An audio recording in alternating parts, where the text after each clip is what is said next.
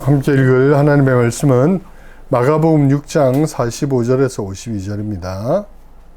함께 읽겠습니다. 예수께서 즉시 제자들을 제쳐가사 자기가 무리를 보내는 동안에 배 타고 앞서 건너편 벳세다로 가게 하시고 무리를 작별하신 후에 기도하러 산으로 가시니라.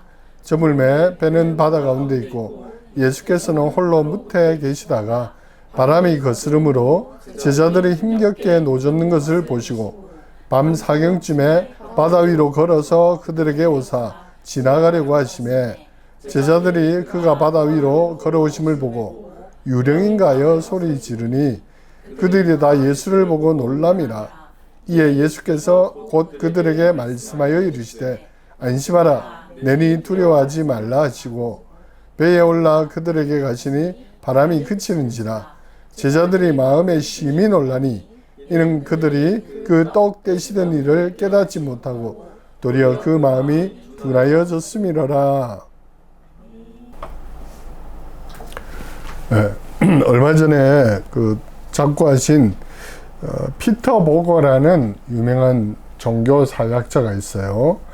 이분이 현대의 이제 종교와 사회의 여러 가지 문제들을 많이 연구도 하시고 또 책도 많이 쓰시고 그렇게 했는데 이분이 특히 미국에서 이단 혹은 사이비들이 어떻게 형성이 되는가 이런 걸 또 연구를 많이 했어요. 왜냐하면 심각한 사회적 문제니까 우리나라에도 심각한 이단들 사이비 때문에 사회적 문제가 많이 되잖아요.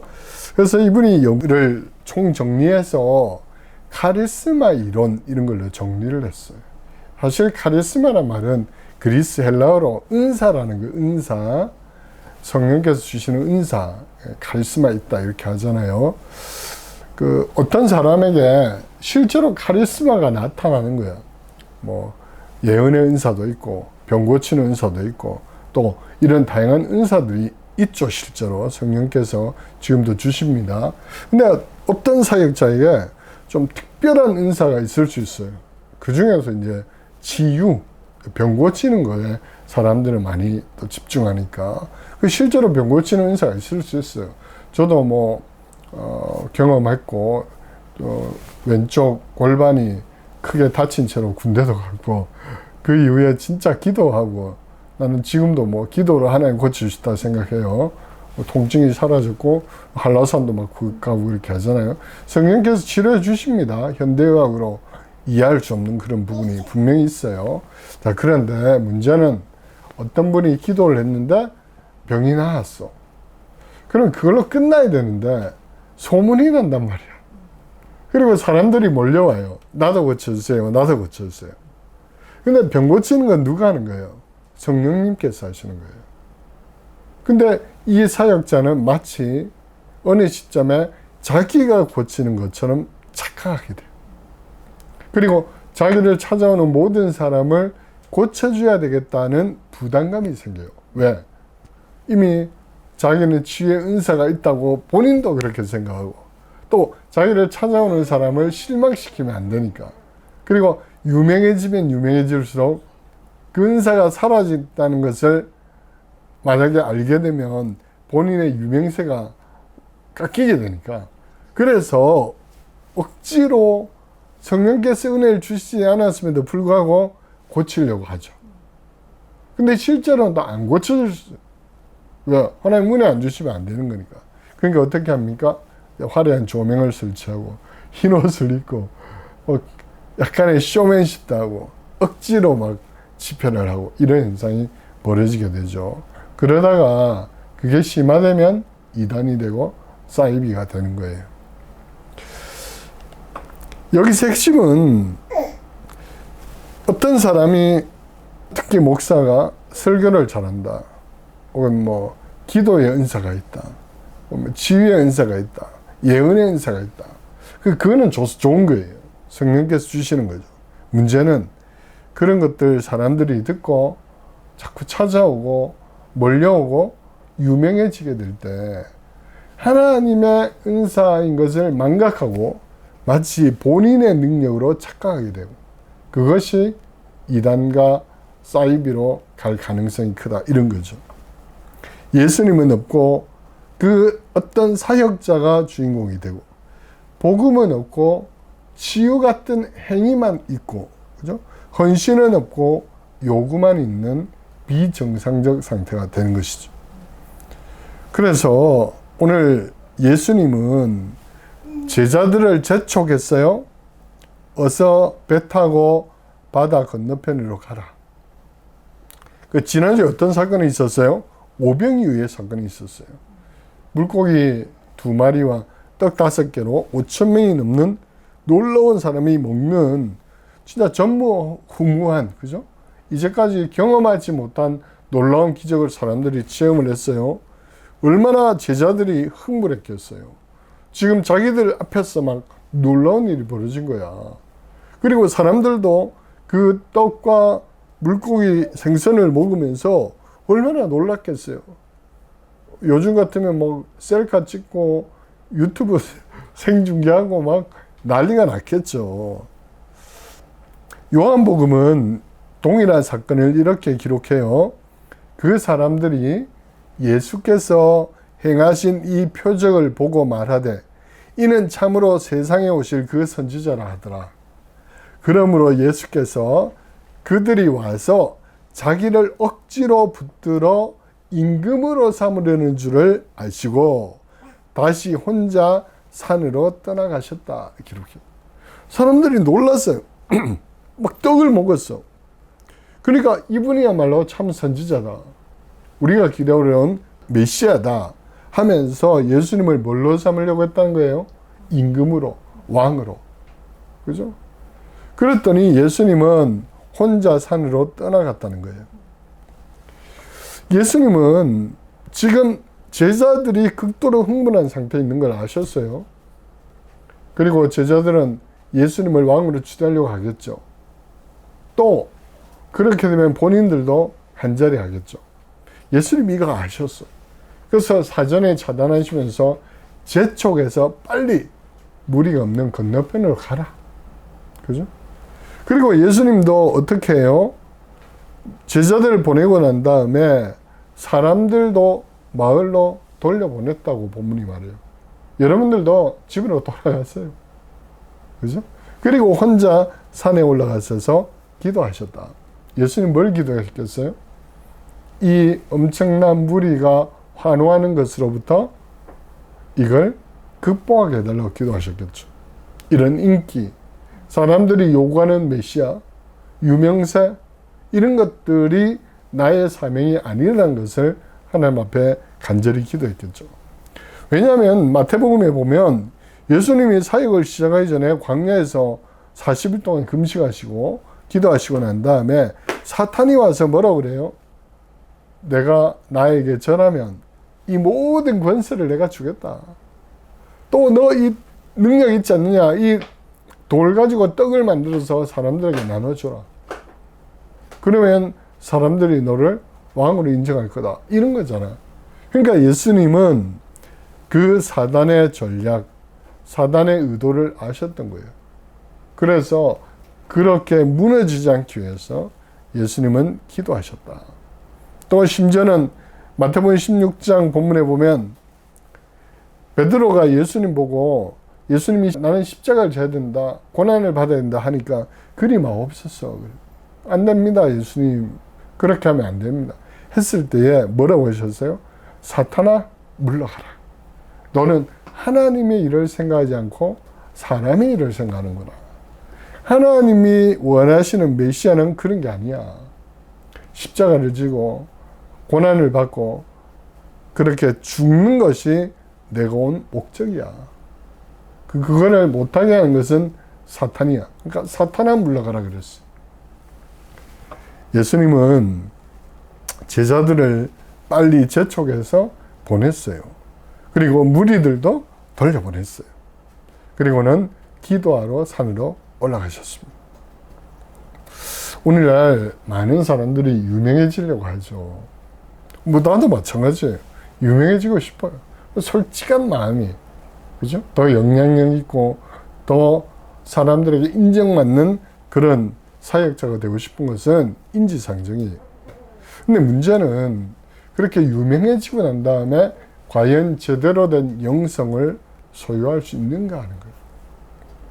어느 시점에 가면 어깨에 힘이 들어갑니다. 목소리가 막 이렇게 바뀝니다. 그리고 나는 노는 물이 달라 그렇게 뛰어갑니다. 내가 아는 많은 사람들이 다 그렇게 변해가요. 그걸 많이 봤어요. 무슨 유명한 어떤 기도의 강사가 되고, 그죠? 유명한 프로그램에 텔레비전에 나오고, 이렇게 되면 어느 시점에 사람이 변하기 시작하는 거예요. 사람들이 찾아오죠. 많은 교회들이 막 강사로 와달라 하죠. 명예가 생깁니다. 인기가 생깁니다. 그거 어떻게 해요? 그때부터 교만이 그 사람을 사로잡게 되는 거예요. 예수님은 누구에게나 이럴 가능성이 있다는 것을 아신 거예요. 그래서 제자들이 이런 미혹에 빠지지 않게 하시려고 재촉해서 돌려보냈다. 본인도 한적한 곳에 가셔서 기도하셨다. 오늘 우리는 유명해지려는 사람이 아니라 예수님의 참 제자로 살아내려고 애쓰고 기도하고 노력할 수 있기를 축복합니다. 자, 그렇게 이제 예수님이 보내고 난 다음에 오늘 본문의 핵심 문제의 사건이 발생합니다. 자, 배는 바다 가운데 있고 예수님께서 홀로 무태에 계셔서 기도하셨어요. 한참 시간이 지난 것 같아요. 오늘 본문은 밤 4경쯤 되었다. 이 4경이라는 시간은 지금 시간은 새벽 한 3시, 4시 그 시간을 말이에요. 새벽쯤. 밤이 맞더라 아마 예수님이 기도하셨던 것 같아요. 그리고 제자들도 건너가려다 보니까 이 지금 벌어진 곳에서 건너편까지는 한 10km 정도 되거든요. 그 10km 거리를 배를 몰고 가야 되니까 아마 밤새도록 노를 젓던 것 같아. 그 새벽쯤에 갑자기, 그죠? 바람이 불어와서 또 풍랑을 만나게 되었어요. 제자들이 위태롭게 노를 젓고 있었어요. 이것을 예수님이 보시고 새벽 3시경에 산에서 내려와 바다를 걸어서 제자들에게 오신 거예요. 제자들이 깜짝 놀랐어요. 유령인가? 그랬더니 예수님이 뭐라 그래요? 나니 안심하라, 두려워하지 말라. 그리고 배에 오르시니까 바람이 그쳤다. 이게 이제 핵심이죠. 오늘 여기서 제자들이 예수님 보시고 누가 막 걸어오니까 유령인가? 그래, 유령인가? 왜냐? 왜 그렇게 했을까요? 이 두 가지를 말하고 있어요. 첫째, 1세기 사람들도 유령의 존재를 알고 있었다. 그러니까 유령이라는 아마 사탄이 그렇게 했겠죠. 영적인 존재들에 대한 인식이 일반적으로 퍼져 있었다는 거죠. 유령이라는 현상이 있었다. 또 하나는 제자들이 생각할 때도 사람은 물리를 절대로 못 걷잖아요. 그걸 어떻게 할 수가 있어요? 그때는 지금이나 중력의 법칙을 이길 수 있는 건 사람은 없어요. 사람이라면 걸어올 수가 없는 거야. 불가능한 거야. 그죠? 그러니까 제자들은 마치 유령인가? 어떤 영적 존재인가? 이렇게 생각했던 거죠. 그런데 제자들이 그렇게 놀라하고 있을 때 예수님 뭐라고 하셨어요? 안심하라, 내니 두려워하지 말라 그랬어요. 영어로 I am. 나다, 나다. 얘들아, 나야. 이런 거죠. 근데 이제 그리스어로는 에고 에이미 그런 뜻이에요. 나는 나야. 이런 뜻이. 이게 어디서 유래됐냐면은 사실은 출애굽기 3장 14절이에요. 모세가 그 불꽃이 타는, 그죠? 가신 덤불에서 하나님을 만날 때 이름을 물었죠. 당신은 이름이 뭡니까? 하니까 하나님께서 말씀하시기를 왜 이름을 묻느냐? 나는 그냥 나다. 그게 여호와라는 뜻이에요. 그러니까 여호와라는 게 하나님의 이름이 아니에요. 하나님의 이름이 없어요. 왜? 하나님은 규정 지을 수 없으니까. 하나님은 피조물이 아니니까. 이름은 피조물에게만 있는 거야. 규정 짓는 대상에게만 있는 거야. 우리가 이제 연필 이러면 연필로 규정이 되죠. 하나님은 그런 분이 아니에요. 그래서 하나님은 이름이 없는 거야. 그래서 모세가 이름을 물었을 때 나는 이름이 없어. 나는 나야. 혹은 나는 전능자야. 그런 뜻이에요. 예수님이 지금 제자들 보고 얘들아 나야. I am. 이 말은 그들에게 익숙한 어법이에요. 이건 누구만이 할 수 있는 거예요? 하나님만이 할 수 있는 말씀이에요. 얘들아, 나야. 스스로 있는 자, 전능한 자, 나라니까 이 말씀이죠. 예수님은 지금 제자들이 유령인가? 두려워하고 염려하고 걱정하고 있는 그들에게 얘들아, 나다. 바로 천지를 창조한 하나님이다. 이 바다와 풍랑도 창조한 하나님이다. 그러니 두려워하지 말라. 그런 뜻이에요. 이사야 40장 10절에 보면 이사야에게 하나님이 이렇게 말씀하십니다. 두려워하지 말라. 내가 너와 함께합니다. 놀라지 말라. 나는 내 하나님이 됨이라. 내가 너를 굳세게 하리라. 참으로 너를 도와주리라. 참으로 나의 의로운 오른손으로 너를 붙들리라. 선언하죠. 바로 그 선언을 하신 여호와 하나님. 오늘 예수님은 두려워하지 말라. 나다. 내가 너희와 함께 있지 않느냐라고 선포하시는 거예요. 이사야 43장 2절에도 보면 네가 물 가운데로 지날 때에 내가 너와 함께 할 것이다 그랬어요. 강을 건널 때에 물이 너를 침몰하지 못할 것이고 네가 불 가운데로 지날 때에 타지도 아니할 것이요 불꽃이 너를 사르지도 못하리라 그랬어요. 예수님은 지금 이사야에게 예언한 그 말씀을 성취하고 있죠. 얘들아, 두려워하지 말라. 나다. 내가 예전에 선언했지 않느냐. 물 가운데로 갈지라도 내가 너와 함께 할 것이고 불 가운데 있을지라도 너와 함께 할 것이야. 그러면 물이 너를 어떻게 하지 못하고 불도 너를 어떻게 할 수 없어. 그 선언이 지금 이 사건에서 이루어지고 있는 것이죠. 내니 두려워 말라. 나는 전능한 하나님이다. 그 선언이.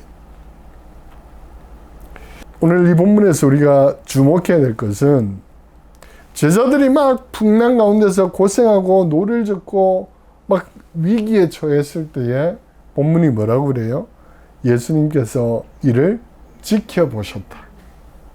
예수님은 산에서 기도하시면서 제자들이 잘 가고 있나 안 가고 있나 지켜보셨다는 거예요.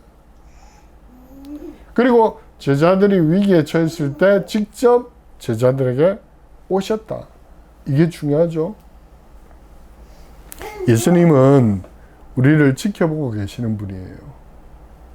우리는 하나님을 늘 보지 못하죠. 잊어버릴 때가 많아요. 우리 뭐 유튜브 보고 텔레비전 보고 이것저것 보다가 하나님을 잘 못 봐요. 현대인은 특히. 근데 하나님은 우리를 늘 지켜보고 있다. 마치 우리가 윤소리를 엄마 아빠가 늘 지켜보듯이 눈을 떼지 않잖아.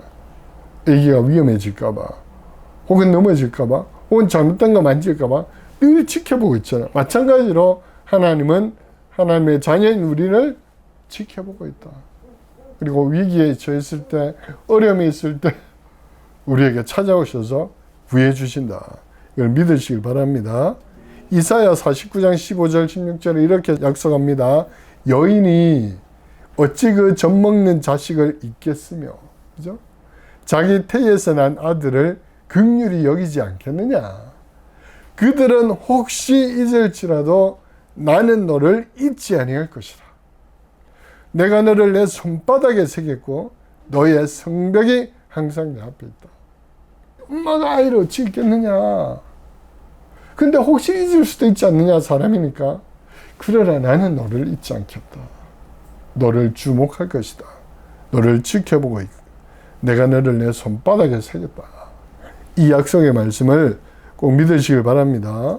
사도 바울도 전도하고 선교활동하고 어려움을 참 많이 겪었어요. 근데 사도 바울이 그 어려움 속에서 늘 자신을 도와주시는 하나님을 경험했죠. 빌립보에 감옥에 갇혔을 때 옥문이 막 흔들리고 열리고 그죠? 매를 맞고 그럴 때도 하나님이 늘 지켜주시고 보호해 주시고 경험했단 말이야.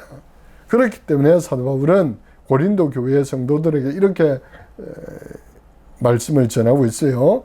사람이 감당할 시험 밖에는 너희가 당한 것이 없나니 오직 하나님은 미쁘사 너희가 감당하지 못할 시험당함을 허락하지 아니하시고 시험당할 쯤에 또한 피할 길을 내사 너희로 능히 감당하게 하시느니라.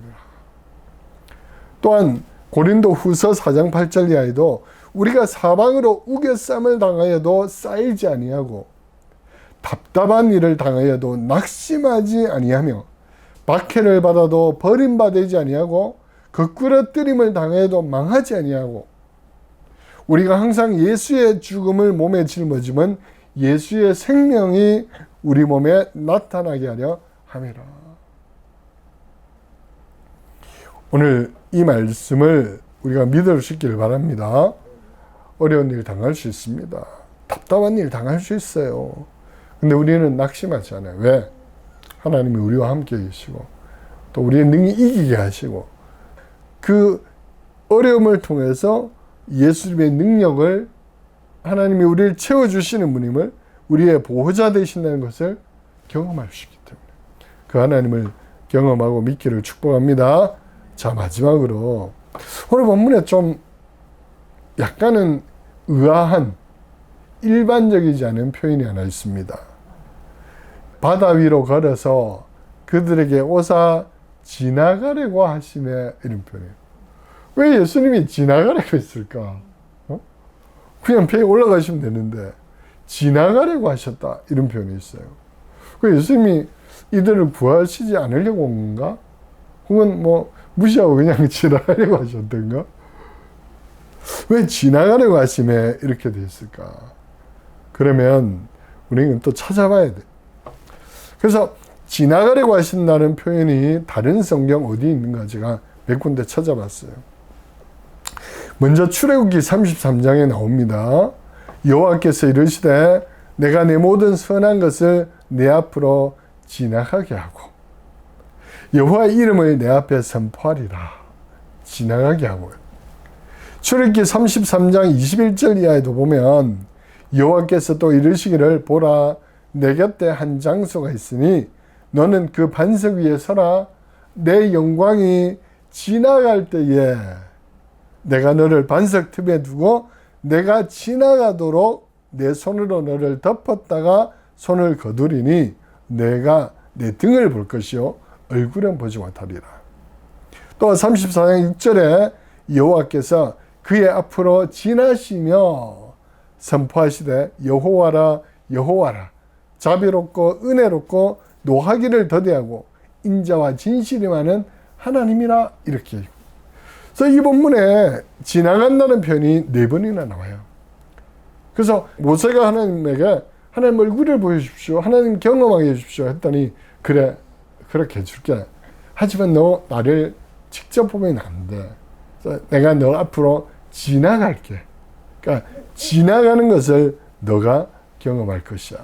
이렇게 선언해요.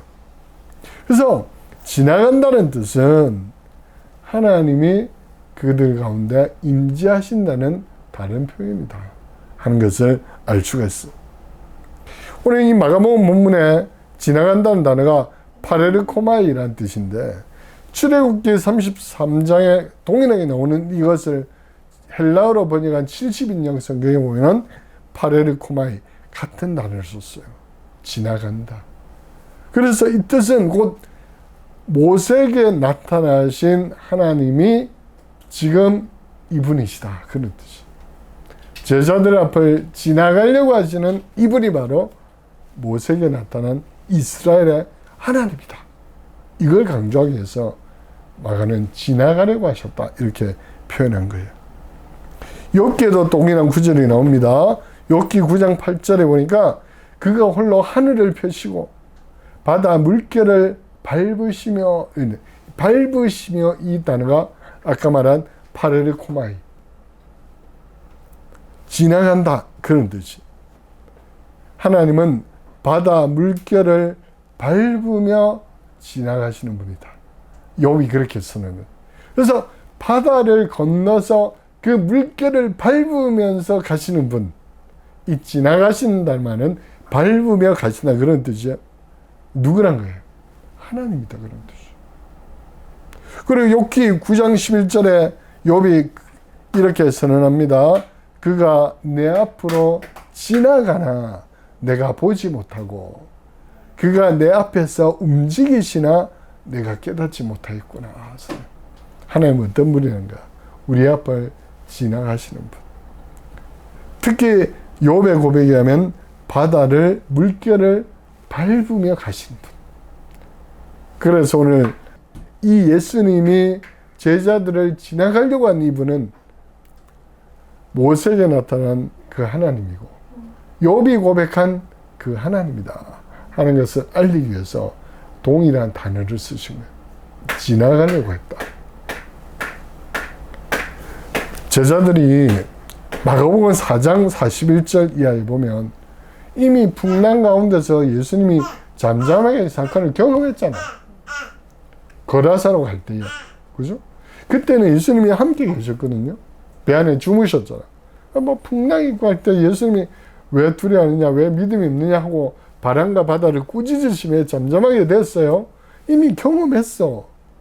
근데 또 풍랑을 만났는데 제자들이 그 예수님을 잊어버린 거죠. 그리고 그때 제자들이 뭐라고 했냐면은 그가 누구이기에 바람과 바다도 순종하는가 물었어요. 아직 제자들은 이분이 어떤 분인가 잘 모르고 있는 거야. 그냥 선지자인데 기적을 좀 행하시는 분인가? 이 정도로 알거든요.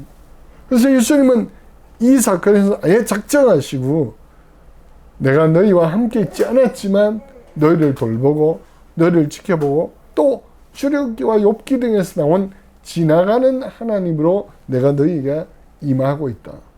나는 바로 그 하나님이다. 그 하나님의 아들이다 하는 것을 확실하게 제자들에게 보여주고 있는 것이죠. 오늘 우리도 그런 하나님을 믿을 수 있기를 축복합니다. 제자들이 이렇게 생각했겠죠. 그때는 우리와 함께 계셨으니까 바람과 바다를 잠잠하게 하셨다면 지금은 예수님이 이 배에 안 계시니까 우리가 어떻게 할 수 없을 거야 라고 낙심했을지 몰라요. 우리 힘만으로 가야 되니까 더 위기에 처했다고 생각할 수 있어요. 그러나 우리는 이 사건에서 제자들 통해서 배워야 돼요. 제자들이 오늘 본문 마지막은 이렇게 표현하고 있어요. 제자들이 마음에 심히 놀라니 이는 그들이 떡 떼시던 일을 깨닫지 못하고 도리어 그 마음이 둔하여졌습니다. 바다를 건너다 풍랑을 만났고 예수님이 올라오신가 잠잠하게 되었고 그런데도 여전히 심히 놀랐고 떡을 주신 그 전능하신 하나님을 잊어버렸다는 거예요. 마치 마가는 제자들을 꾸짖는 것 같아요. 그렇죠? 야, 너희들 참 답답하다. 아니 그전에도 풍랑 가운데 너희를 잠잠하게 하신 분이 예수님 아니냐. 또 이제 오후에 놀라운 오병이어의 기적을 행하신 분 아니냐.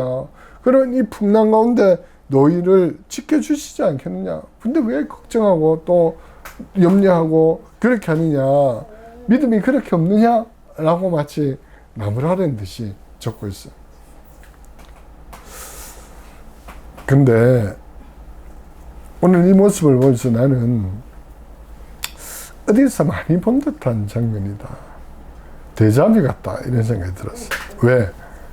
바로 내 모습이기 때문에. 오늘 이 제자들의 모습은 내 모습이다.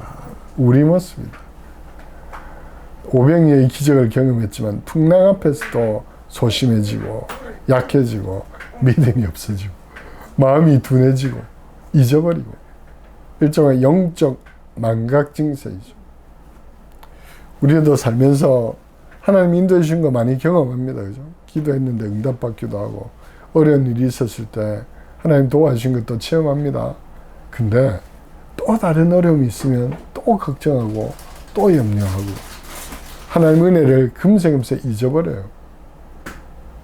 제자들이 거라사로 갈 때 풍랑을 잠잠하게 하신 예수님을 경험했고 또 오병이어의 놀라운 것을 경험했지만 오늘 이 시점의 풍랑 가운데서 또 예수님을 온전히 믿지 못했던 것처럼 우리도 케이스 바이 케이스 그때는 믿었는데 지금은 또 못 믿고, 어제는 은혜를 경험했는데 내일 힘든 일이 있으면 넘어지고 하는 것이 우리 모습 아닌가 하는 것을 보게 됩니다. 말씀을 맺습니다. 내니 두려워하지 말라. I am, 에고 에임이 나다. 나는 전능자다. 나는 이 바람과 파도도 만든 하나님이다. 그러니 두려워하지 마라. 안심하라. 라고 예수님이 제자들에게 말씀하셨어요. 오늘 우리가 이 음성을 듣기를 축복합니다. 나다. 걱정하지 마라. 내가 너를 지켜보고 있다. 나는 너를 한시라도 내 시야에서 벗어나도록 하지 않았다. 그러니 힘내라. 내가 너를 도와준다. 염려하지 마라. 내가 너와 함께 있다. 이 말씀을 꼭 믿고 한 주간도 승리하는 우리 모두가 되기를 축복합니다.